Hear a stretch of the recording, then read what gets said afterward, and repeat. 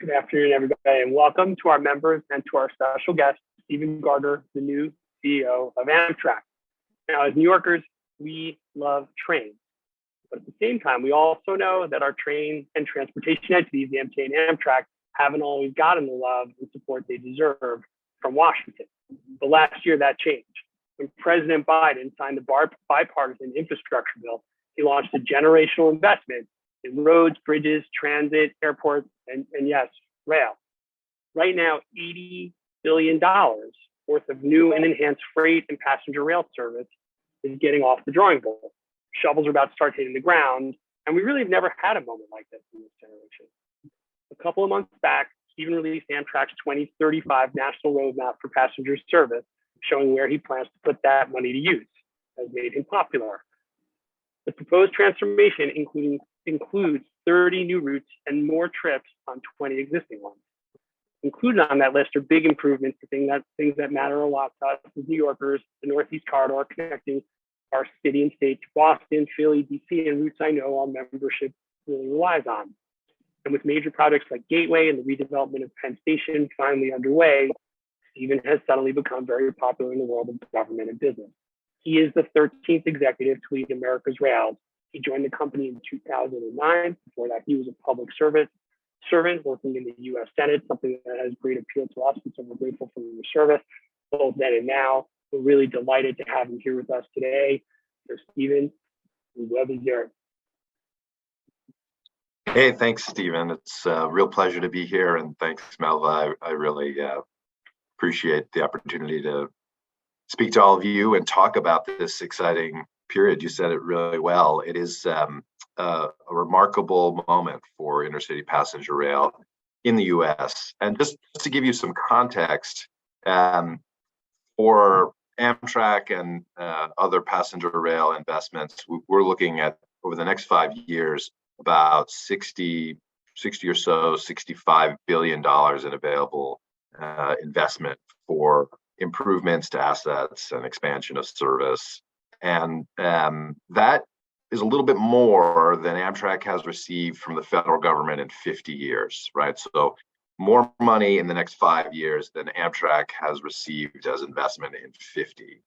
So a really dramatic set of opportunities driven both by the leadership of President Biden and Secretary Buttigieg and the administration, but also by incredible wellspring of support in the Congress, where people have come to realize that passenger rail has a really significant role to play in the future of our country, I think for a number of reasons, and I'll get into that a bit. But I want to talk about the opportunities that come from this investment, and obviously they don't come easy. There's lots of challenges in figuring out how to move forward on this massive expansion of investment opportunity. But I also want to tell you that Amtrak's been building and planning and agitating for this moment for our whole 50 years. In fact, I feel incredibly lucky to be standing on the shoulders of 50 years of Amtrak employees who mostly have the task of keeping this network alive, helping it to survive and persevere for a moment like this. So we're really excited, and I'm going to hit some of the highlights and then look forward to answering your questions. My colleague Craig's advancing our slides for us, so we'll move to the next one here, Craig. Thanks. So as I mentioned, we've got really a change in history here over the last, I'd say, 2 decades. The 20th century was the latter half, really second half of the 20th century was a period of decline for passenger rail and great uncertainty. But I'd say this century has been one of a reawakening of the understanding and value and opportunity associated with rail service. And we've really seen a real change and a shift in the level of support. And that is not focused in one region of the country. It really is bipartisan and nationwide. And that is what I think has really led us to where we are today, which is this historic investment opportunity from the IIJA, which is the Infrastructure Investment Jobs Act, or the bipartisan infrastructure law. Part of what has given us this opportunity is that Amtrak and our partners have been vocal about all the value that we think rail can help create, and we've put together strategies and plans for demonstrating how growth can create that value. Similarly, we've been working hard to improve the onboard experience and modernize the program service across the company, really over the last decade. Some of that's been enabled by more investment and also a differing minds, so to say, at the company about the future of our service, and a whole new generation of riders who expect different things, looking for new services, and bring a lot of energy and interest in passenger rail.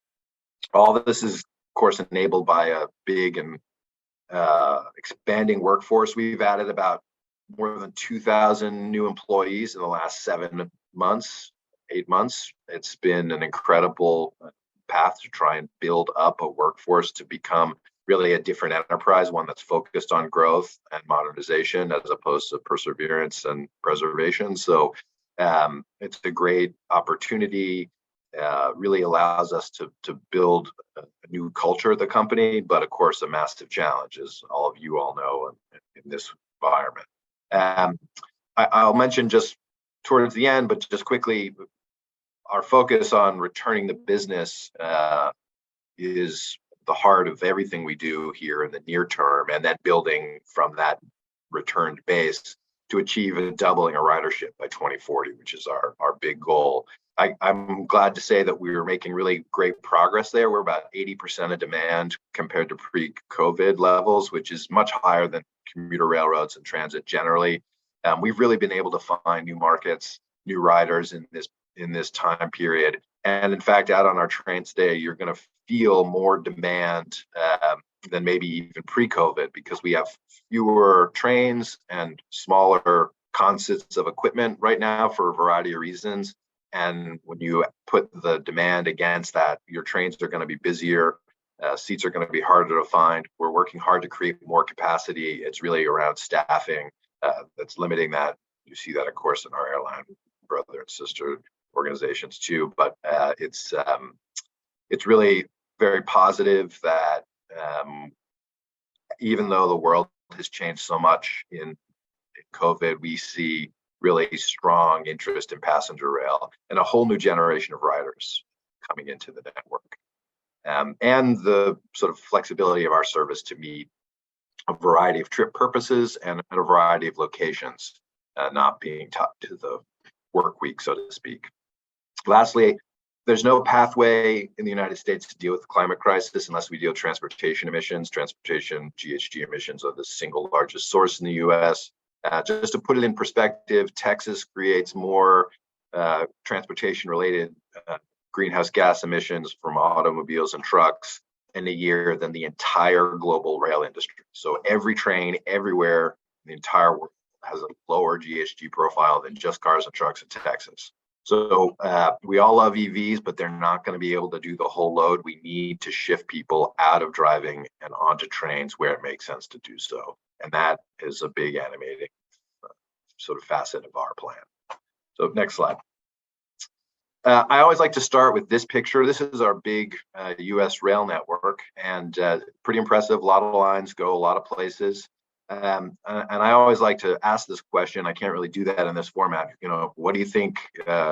What nation do you think has the biggest rail network in the world? And if we skip ahead here, Craig, I'm going to give you the answer, which is it's the United States. We have a massive network, essentially 50,000 more route miles than China, the second biggest network. Very few people get this question right. Don't worry, it's because many people have no reason to know that this big network exists because we don't use it to move people. But the fact is we used to. In the span of my parents getting married and having their first child, we went from serving all top 50 metros in the US with something like 3 to 4, sometimes 6 train frequencies a day, to serving a vastly smaller number of cities. And we did that in sort of a peak of modernism. And I'm sure at the time everyone thought we'd be in jetpacks by now.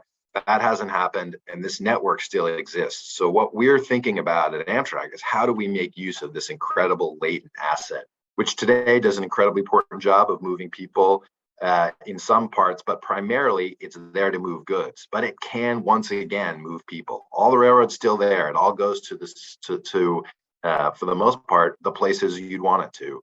We're just not using it. And here you see the mismatch in today's network. We've got this network here in blue. You see all the big population centers, and you see so many places that we just don't serve, or that we serve poorly.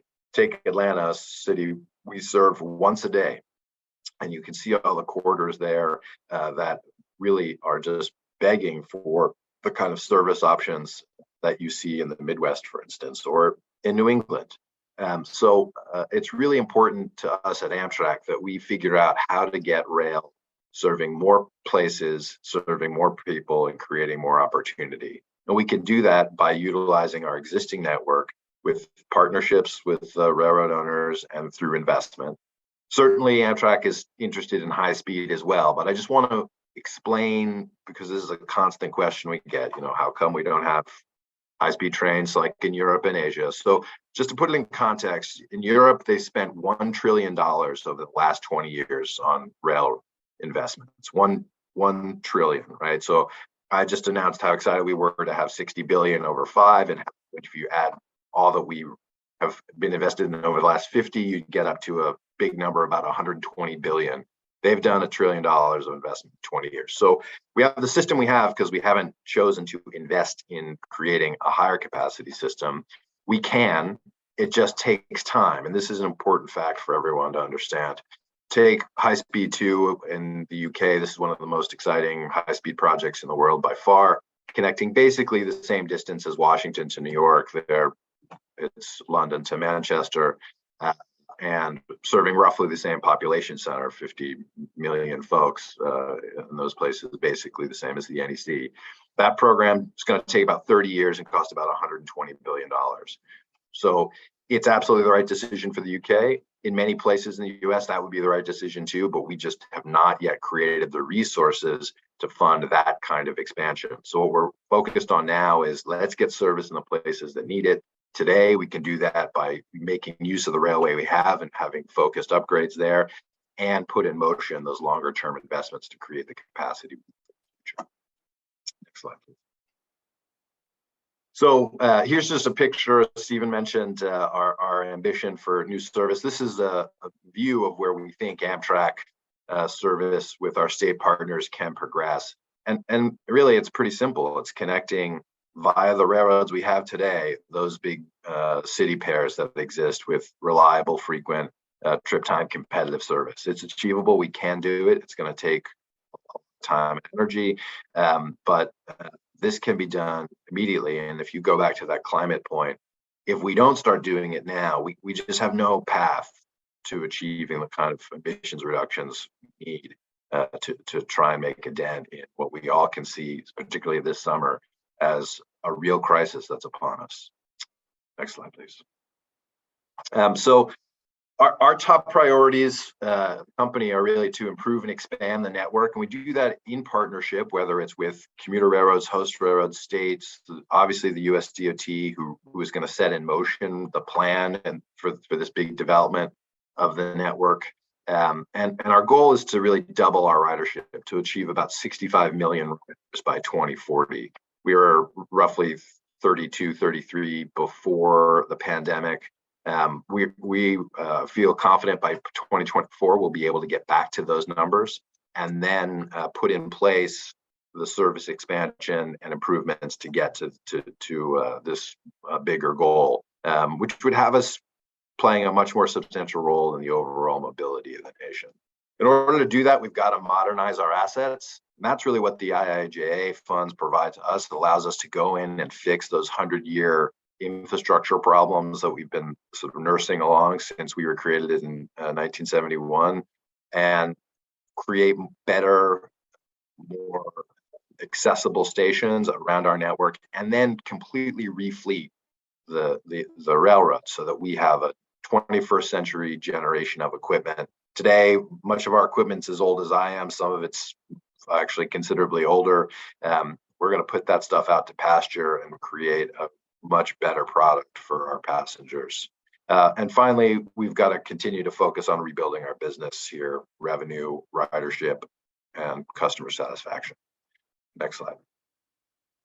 I'm not going to belabor this, but just to give you a quick view of how this works in terms of all the funding out there. Some people think Amtrak's sort of got $60 billion. I wish that's not exactly how it works, but we do have a great structure. There is funding for roughly kind of half and half funding for the Northeast Corridor and for what's called Amtrak's national network, which is kind of everything but the corridor. And about $22 billion of that comes directly to Amtrak.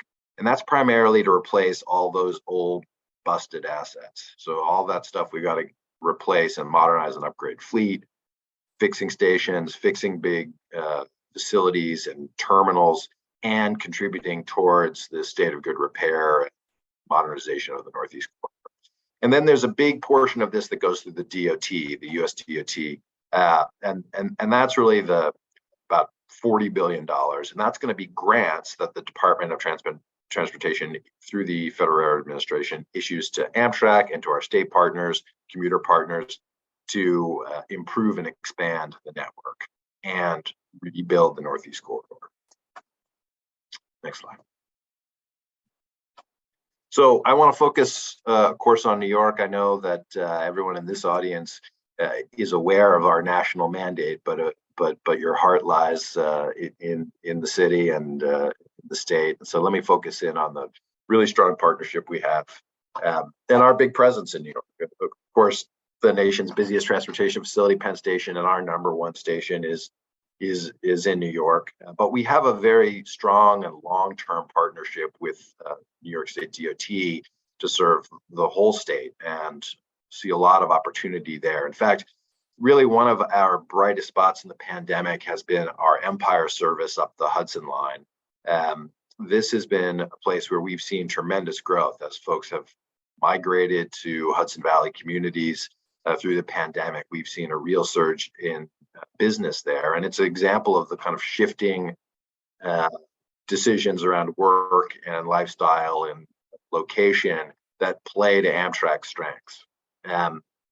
So we've got great service up to Albany, really focused on trying to make that better. We think there's real opportunity for improving trip times there and expanding service.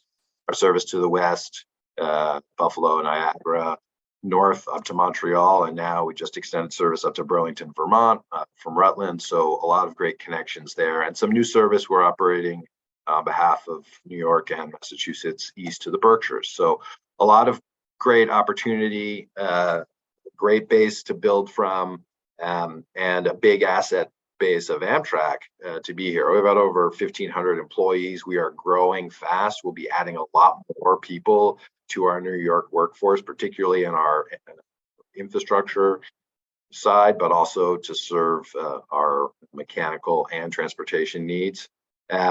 We've got a new set of equipment for our Acela, which I'll talk about in a little bit, that's being built right now in Cornell. We've got great support from the delegation, the federal delegation, and from mayors and governor across the state, people who recognize the value of rail service, and close collaboration, of course, with the MTA. We're just joined at the hip, whether we wanted to be or not. Our birth is such that we are integrated at really the deepest levels to make our respective systems work, and a lot of work going on together to accomplish all of the upgrades and expansion we'd like to, and also figure out how to serve customers well through this period of improvement. Next slide. Let me focus here on just a kind of big picture view of all the tremendous work that we have planned with our partners across the region here. Starting in Newark, everyone's familiar with the Gateway program. This is our effort to basically take an old, non-reliable 2-track railway and expand that to a 4-track railway of modern standard between Newark and Penn Station. And the sort of accident of history is that the railway to the southwest from Newark is a 4-track railway. And of course, once you get to Penn Station and go east, it becomes a 4-track railway again. And you have this little section of 2-track bottleneck which happens to coincide with the busiest section of railroad in North America. So a strange mismatch of demand and capacity that we need to fix. That's essential to fix in order for trains to do more for the region, because we are out of room at the end, so to speak. You can't get more trains over this 10-mile section. You can't get more trains into Penn Station. So that's what Gateway is all about, is creating more capacity and more reliability independent from the west and south. Lots of work already underway and some real momentum being built. Of course, to the east, we've got Penn Station itself. I'll talk about the two big projects there, and then work in the Hellgate line, which is the line, the New York Connecting Railway, which was built to connect Penn Station up to the New Haven line, and is the focus of improvement and new commuter service with the MTA for their Penn Access program. So moving to the next slide, we've got, as I said, some great momentum building on Gateway.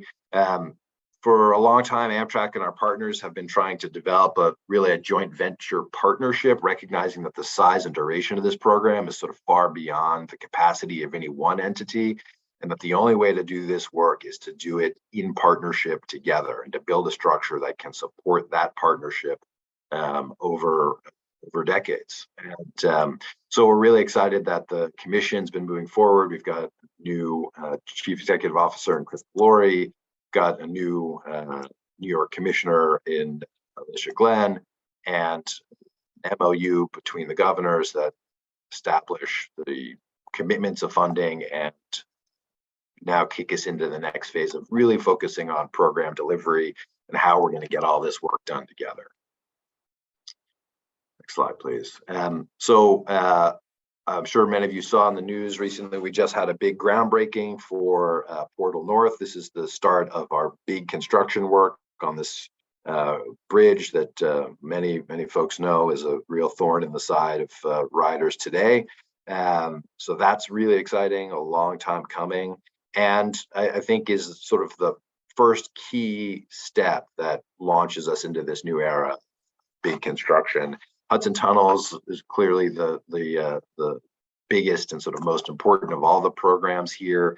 That is the building of the new tubes under the river and the rebuilding of the existing tubes to give us that 4-track capacity into New York.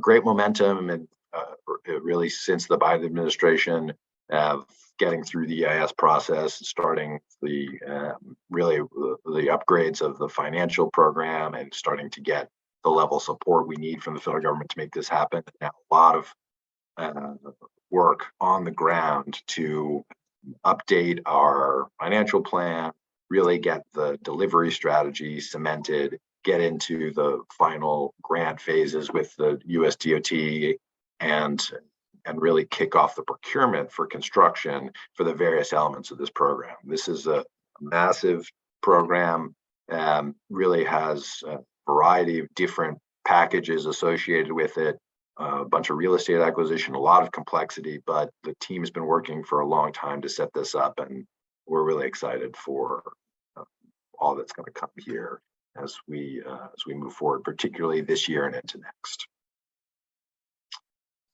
So let's talk about Penn Station. As we said, it's our busiest station. It's a massive, sort of incredible labyrinth, much maligned by many for good reason, but still sort of an amazing feat that it accomplishes what it was never ever designed to do. People don't always think about it, but Penn Station was built for intercity travel only, not for commuter travel, and then has morphed to essentially, since we took it over in 1976, double the amount of train movements into that station.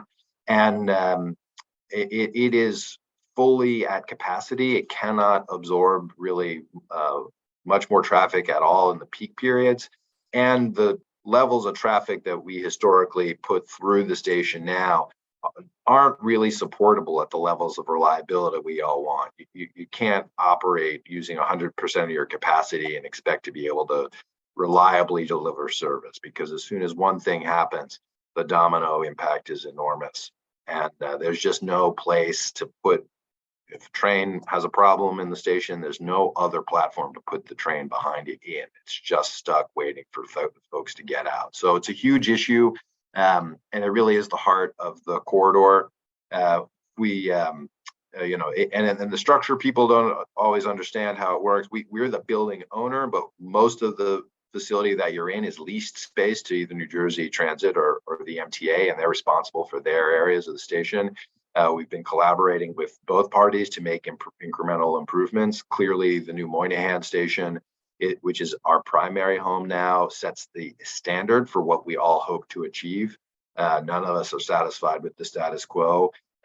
We've been making incremental improvements, but a lot more to come, which I'll talk about here in a second. So first, as we think about in the next slide here about Penn Station, the key issue is that as we expand out that capacity under the river and in New Jersey, we need to expand the capacity of Penn Station to absorb more trains.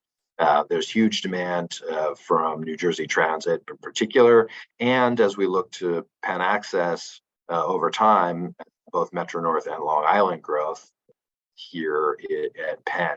So we need to create more tracks and platforms, and that's what Penn expansion is about, trying to find more track level space and associated head house space, but fundamentally creating more transportation capacity at Penn. So we've just started the design process here. We got a great team led by Arab, and we're going to do a lot of work to figure out exactly how you can expand capacity and the best way to do that, working together, of course, with the community. But it's clear that if we want more trains and more rail service, we've got to expand the tracks and platforms at Penn Station. And then, of course, connected to this project is the rehabilitation, reconstruction of Penn itself. And similarly, we are in the very beginning phases here of moving into design together with the MTA and NJT, building out a concept, and you see some great renderings here of a new expansive single level great facility that can serve as part of this whole complex at Penn.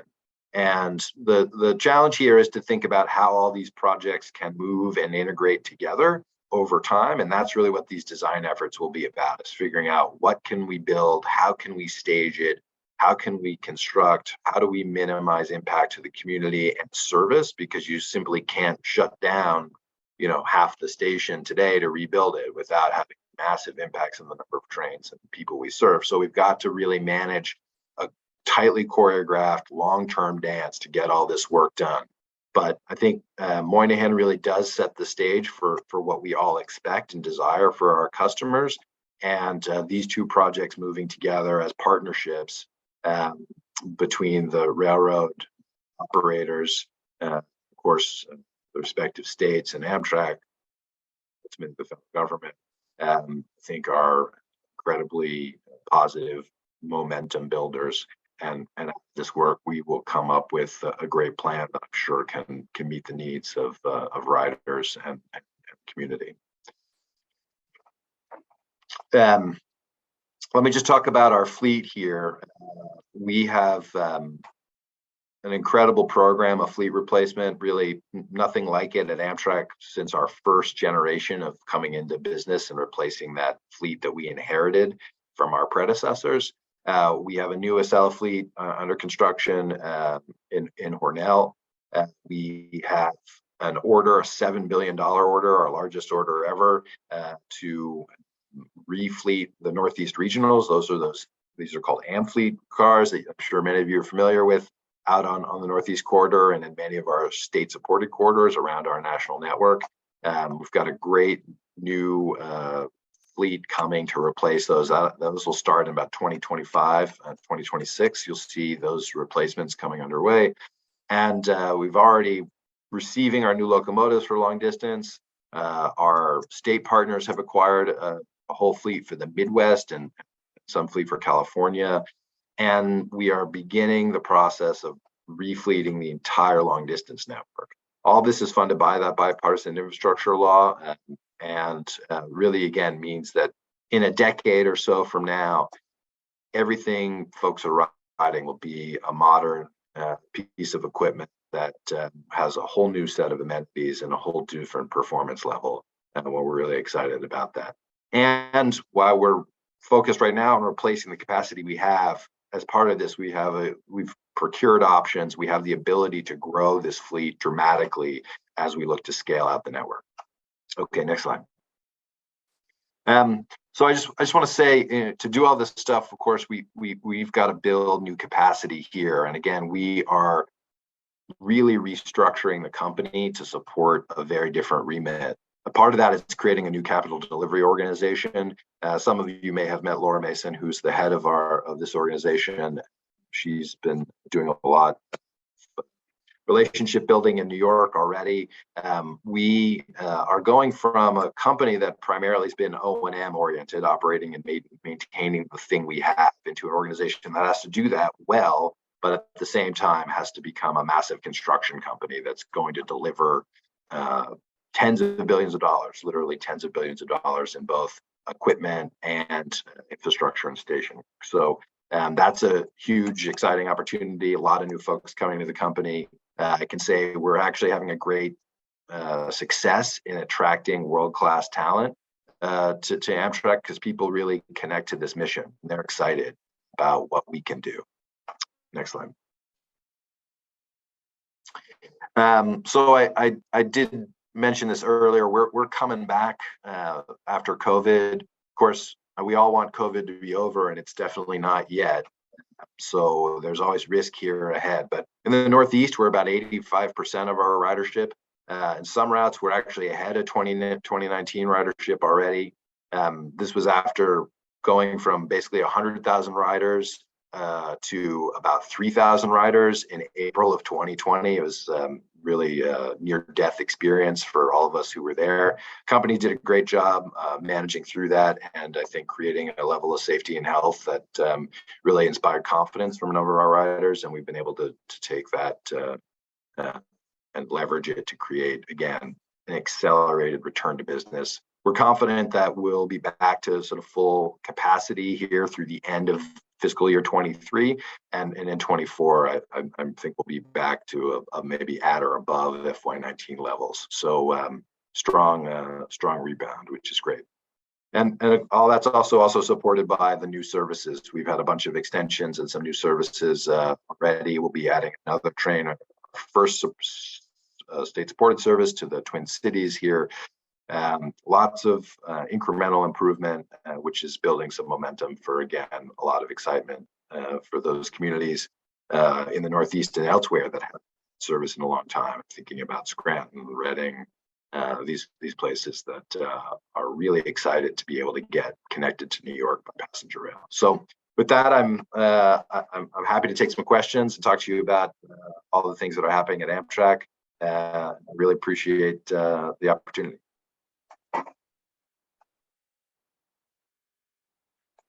Stephen, thank you for that. That's amazing in its scope and ambition.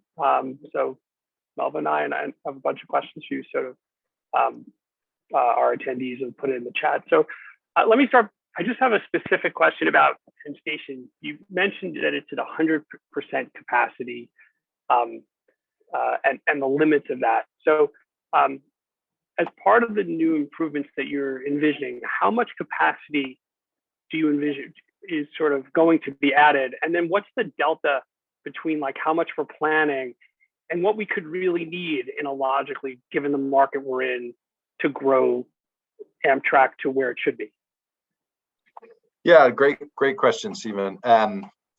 We're spending a lot of time actually on this question right now, and as you'd expect, as we're designing and thinking through the tunnel's the easiest part, right? Sort of the inadequacy of the two-track structure today is obvious. First, we have the problems of the existing tunnel being deeply impacted by Sandy and the inundation of brackish water and all the problems that come from that. So we have to rebuild the interiors of those tunnels. And then there's the two tracks. So just to give everybody a sense of how this works, the two tracks support 25 trains per hour. That's the maximum capacity they can have, both in and out at the same time. So it's really 25 in and out within that hour. And today, pre-COVID, we were at 24 trains an hour. And Amtrak has reserved the last train an hour available to double our Acela frequencies in the peak, because we bought 28 Acela trains with the idea of essentially expanding about the Acela service between Washington and New York by terms of seats by about 100%, so that Acela could do a much, much bigger job in terms of servicing. And that's born out of really incredible success. I mean, Acela has really revolutionized the Amtrak marketplace. We went from, when I started working on Amtrak stuff in 2000, $1 billion operating loss, to in 2020, we would have ended the year, if the pandemic had not happened, with a $30 million operating surplus, first in the history. So $1 billion swing. And a lot of that driven by Acela and its growth. So we've got these 25 slots in these two tracks. And as I said, Amtrak is already going to use that last slot here when we get new Acelas going next year. So you need 2 more tunnels to have any more service. And it's obvious we need more service. Then the bigger question becomes, how many tracks do you need at the station? Because how much more service do you need? And that really comes down to market and thinking about what more can happen. Amtrak is the sort of cheap date at the table in this respect, because in our wildest ambitions, we want to add, a couple more frequencies an hour. We want to add service like to Scranton and more keystones and these sort of things. But the big consumption of that capacity is going to be New Jersey Transit. And the question is, what is the future of the commuter rail demand and ridership? I think New Jersey Transit feels pretty bullish about their demand. And a big issue in New Jersey, of course, is creating a lot more one-seat rides. So folks today who are going to Hoboken and taking the ferry, being able to instead bring trains onto the corridor and get them into Penn, or take those trips that today require a transfer at Secaucus and put them into the tunnels. So we're on a working level, you can think about something like doubling New Jersey Transit trains into New York, and certainly increasing Amtrak somewhere in that range. But again, today we are about 4 trains an hour of the 24 trains. So the vast majority of the trains today are New Jersey Transit, and I think they have the biggest demand in terms of future service. The question of what more should we be building is a good one. And I think it really does come down to what's our policy around the future of mobility and climate in this country, right? If we were to be really serious about climate and figuring out how to divert much more sort of today auto ridership into and out of the city and move that to rail, we need an infrastructure that far exceeds even what Gateway contemplates. But I think that we've got to do this as the sort of base increment, and we've got to see as a nation how we're going to address this bigger question. But I think this is the sort of minimum. And if people think, well, why do any of it? If you don't do this, just cement where we are today forever. There is really no path. The trains can't get longer. They can't fit. The platforms are what they are. They can't get longer, and you can't put more of them in there. So if everyone's satisfied that we have enough train service into New York, then we don't have to do anything. But we're not.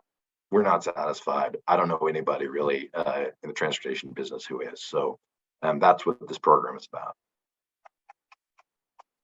Great. I'll take the next question if that's okay, Stephen. And I encourage our members on the call to ask questions. So please, there's a lot of activity, and the presentation showed about the opportunity for growth across the nation. If you have questions, please add that in the Q&A function. But my first question really is to piggyback off of Stephen around sort of the capacity needs and how do you actually do that in a realistic way. You talked about Penn. I just want to broaden that out a bit.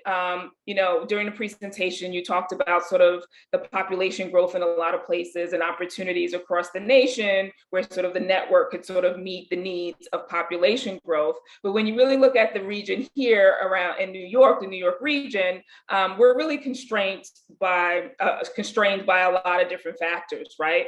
So I'm really interested, realistically, what is our capacity to really grow?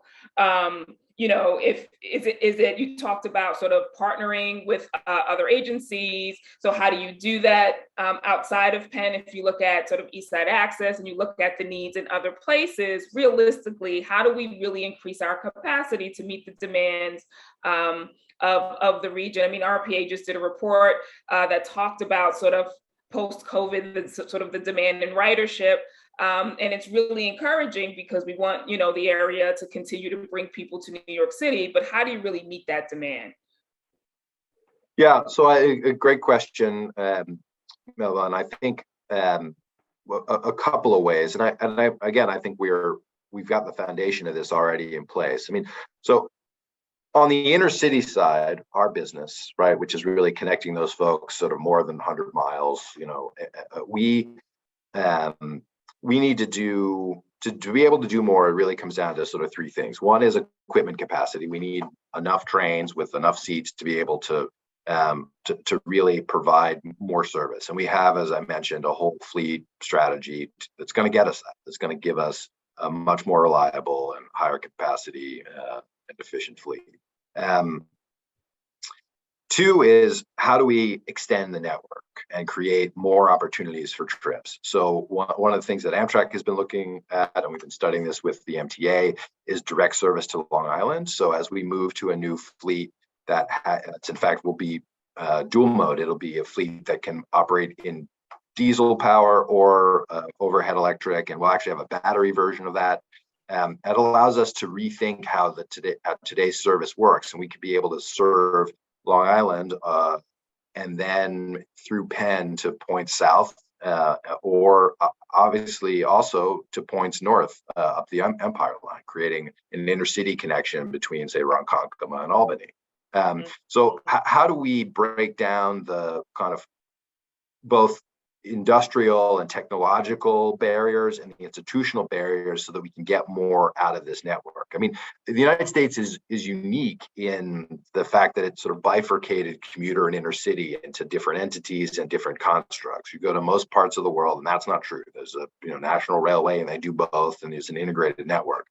We have the challenges of having to sort of rebuild in a way that coherent service, and we need to do that by using this network more efficiently. And that gets to Penn Access, a situation where we've worked with MTA to bring commuter service to a line that has not had commuter service ever, really, and create accessibility and opportunity for those South Bronx communities and Pelham Bay, and the incredible amount of, I think, value that will be created there. So it's about looking past the boundaries that we've all sort of institutionally had created for us and thinking about how we create more alternatives to trips. And we're going to do that, again, by sort of being aligned, I think, on the broader goals, and then working through what I think is really a pretty big challenge for all of us, which is, okay, how do we go about rebuilding the infrastructure we all have over the next 20 years? Because that's what these $5 billion, 5 years of $60 billion, that's the time period in which those dollars are obligated. That is not the time period in which it's spent. It's going to take a long time, 10, 15 years for many of these projects to complete. And we have to somehow keep growing the railroad while we take big parts of it out of service. And that's going to be a real challenge, and also push us to look past the sort of conventional divide and find new opportunities. And then there's our freight network, again, that I mentioned. How do we activate that to do more? Service to Scranton is a great example of a situation where you've got the railway owned by New Jersey for the most part, and then owned by a public authority and operated by a freight railroad in Pennsylvania. How do we just connect those pieces and create opportunities into the city? It's a lot. It sounds expensive, but no, there's nothing cheap here. I can definitely validate that. But look, there's a lot we can do. I mean, the service to Ronkonkoma on Long Island, with our new fleet, we should be able to do that with sort of minimal investment and really create an opportunity for the millions of people on Long Island today who often, end up going to the airport to go to Philadelphia or Baltimore or Washington or stuck on 95. That we really want to help create new opportunities for folks to have an alternative. Stephen, you mentioned that that people are really connecting with the mission for Amtrak, and you're able to attract talent from around the world. So, my first question is that tied to a green and your efforts from a climate perspective, and what train rail travel does? And if that's the case, do you get more cooperation from states that want to be greener than states that sort of have a more, let's say, automotive-based culture than around the country? So I mean, undoubtedly a big part of the attraction to the company and our mission is this point about sustainability, particularly for the younger generations who I think feel a real responsibility to sort of course correct for everybody who came before them and sort of messed it up, and but I think that at a more fundamental level, people see the value of the connections we create, whether that's quality of life, whether it's economic opportunity, whether it's equity, and really helping to address communities that have been underserved and isolated for a long time. There's just a lot of ways in which I think passenger rail can make a difference, and a lot of folks connect and on often many of those, and that's what also makes this selling point across the nation. I had some amazing conversations with elected officials in Arizona who are really interested in us starting service between Tucson and Phoenix, right?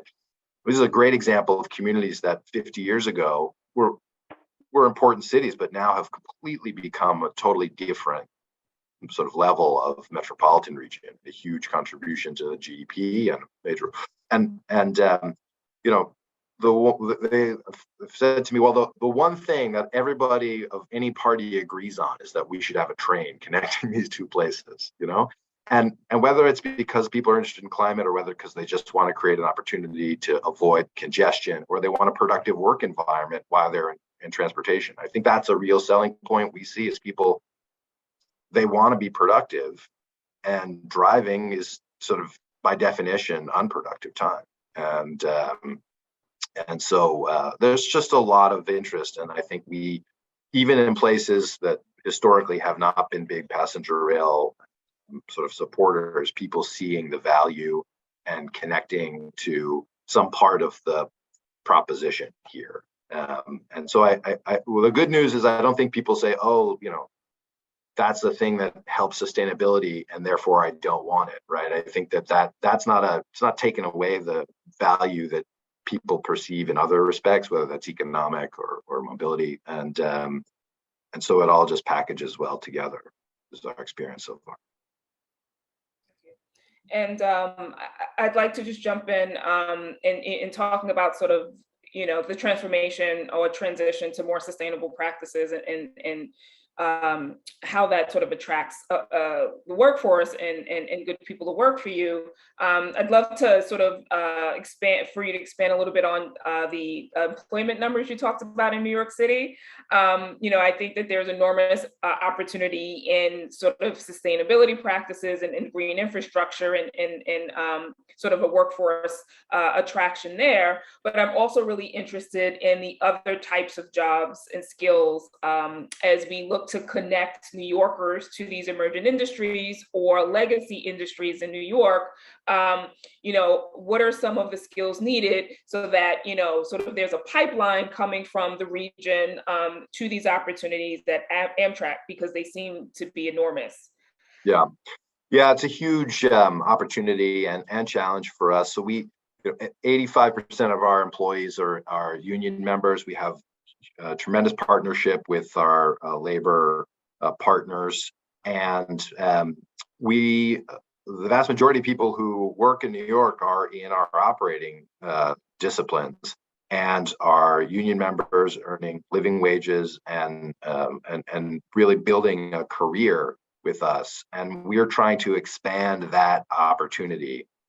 We've launched and actually just received a federal grant to expand our apprenticeship programs, particularly in the mechanical trades, the electricians, a huge number of different specialized crafts that are necessary to maintain, support our infrastructure and our fleet.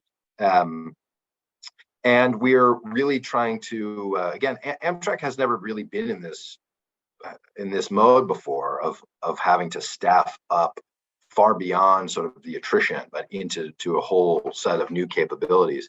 So we're really building out a new organization to support that. We've done some great work. We had a big sort of mass hiring event at Penn Station about 2 months ago. Before the doors opened, we had 250 people waiting in line. We had 900 folks show up. We couldn't even see but more than sort of half of them because we were so overrun by people interested in joining the company. And we've done a lot of things to make, I think we have almost 200 offers on the spot to be able to bring in our various testing and background check stuff that has to happen at the same place to give people opportunity to connect with us.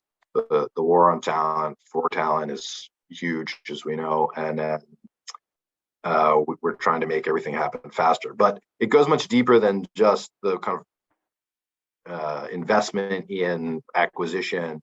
It really is, how do we create a whole generation of folks in the communities we serve and the communities we're going to make investment, who see rail as an opportunity, who see it as a career path. I think we've been stealth for a long time. People who came to the railroad maybe came because they had family members and they sort of knew about it. You had a group of people like me who, kid who loved trains and found their way into this business. But how do we create this opportunity set for people in high school and earlier? And so we're really moving our recruiting and sort of informational and sort of exposure efforts much earlier. And then we're campaigning across the region and across the nation in our major cities in a way we've never done before, with direct marketing through TV and internet and media about job opportunities and big incentives for hiring, a big employee referral program so that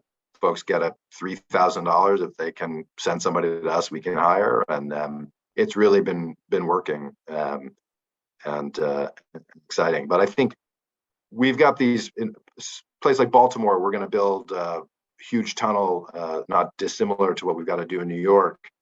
We have the chance, because that's going to be a 12-year program, something like that, 10, 12 years. We have the chance to train out of high school a whole group of skilled tradespersons who then have a long-term job in a city like Baltimore. And then when we finish that project, we've got a couple of bridges for them to go work on, because this is decades of investment. So we really can change, I think, the trajectory of opportunity for folks in the communities we're in. We're building up that capacity now.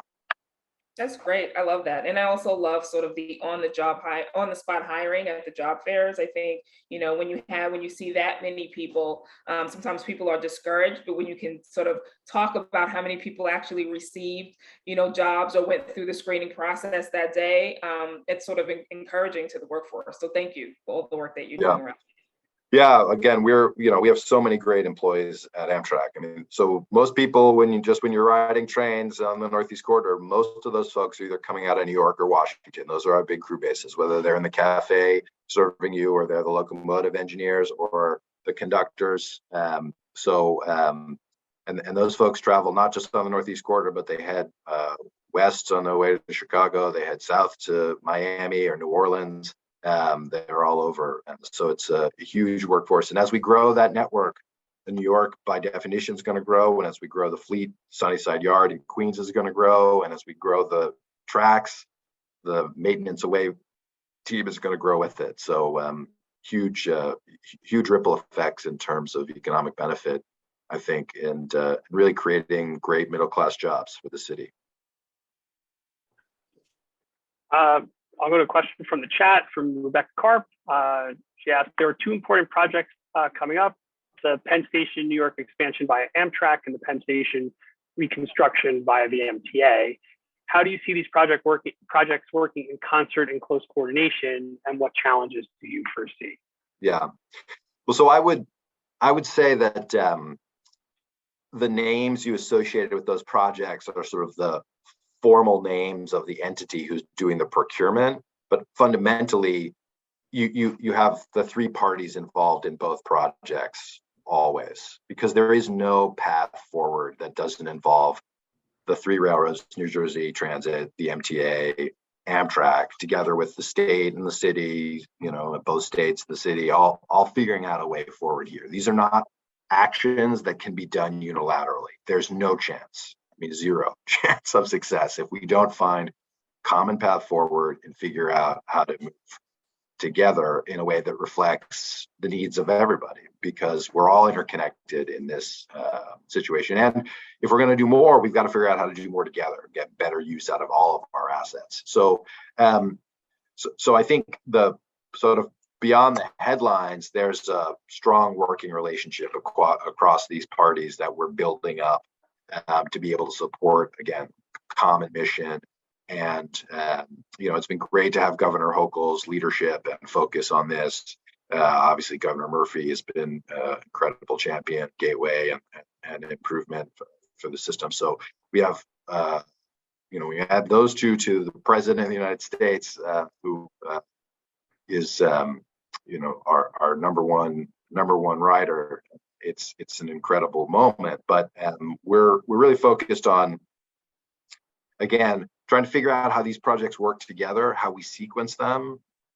Constructability is a real issue. I don't think many people understand how interrelated all the infrastructure is sort of below ground, between both city infrastructure, water, power for adjacent buildings, the station itself, the services building across the street, which serves all of the HVAC needs for the station. It's just an incredible labyrinth. And nobody has tried to do what we're trying to do really ever, certainly since the 60s when we lost Penn. So we've got to figure out how to make these kind of improvements in a way that's going to keep the railroad running. And we don't have the answers yet. We don't know what exactly needs to be done. We've got good concepts and we've got common ground on the big picture. We now have to let the design professionals and a lot of engineering work figure out how do you accomplish that in a way that's, again, survivable for the railroads, affordable, manages the impacts to the community in a way that's reasonable, and of course ends up with assets that really bring value to the community and all of the traveling public, and then is also tied to capacity, because it's not as if there's, as you just heard, it's not as if we all have built the army are ready to do all this work. We have to build it. And the supply base has to expand in turn, because it's not just, if you look at what the DOT is going to award under the bipartisan infrastructure law, I think it's something like $550 billion in funding, and across all the different modes of transport. And the common things, copper, concrete, steel, under huge pressure that I don't know how the supply chain yet handles. And so there's a ton of just logistical work that needs to be done. So I think the technical work is really complicated. That's a big challenge. Keeping the politics, managed is always, a work in progress. But I think we all come with the same basic objective and understanding. And the issue is going to be, how do we prioritize and sequence the work so we can get to the end of the goal and do that, in a way that creates maximum value for all the parties.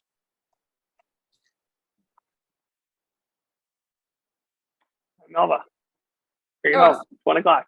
Oh, it's 1 o'clock. I think you wanted to close it out, Stephen. Oh, me? Okay. Sorry, I was going to send to you. Anyway, Stephen, thank you. This is amazing. We're grateful for all you do. We obviously there are plenty of challenges along the way to get these things built, and in terms of engaging with people and talking to the communities, we're happy to be helpful. We see this as a great start in terms of you letting us know what you're doing, and we hope we get to see you again. So thank you. And before we close, I just want to acknowledge we have the former chair, we have Tom Prendergast, who had a very supportive comment in the chat. So he just basically said he firmly believes that the nexus between needing to provide future capacity to meet the upcoming sustainability challenges needs to be emphasized, and that the responsibility falls on the entire transportation community of stakeholders. We need to support Amtrak on that front. So I just want to acknowledge him and also mention that comment from him. So thank you. Yeah, thanks, Tom. Thank you, Stephen. It's a pleasure. Thanks, everybody. I appreciate it. Thank you. Thank you, ABNY community, for joining today, and we'll see you soon.